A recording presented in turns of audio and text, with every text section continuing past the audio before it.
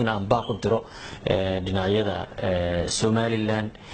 iyo Puntland in ay nabad ku xaliyaan wixii khilaafa iyo faraq ah ee u dhaxeeya bil Ramadaan baa lagu jiraa bil cibaada lagu jiraa looma baahna in dhiig Soomaaliyeed la daadiyo looma baahna in dhiig dad muslimiin ah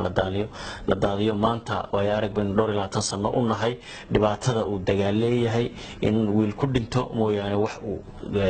kordhiya aanay jirin cidna ayna ku macaashin Soomaaliya way kala adkaan lahayd 22 sanadood dagaal waxa la ogaaday in aan lagu kala adkaan karin walaalayaalow wixii nabad lagu helayo hal la iska daayo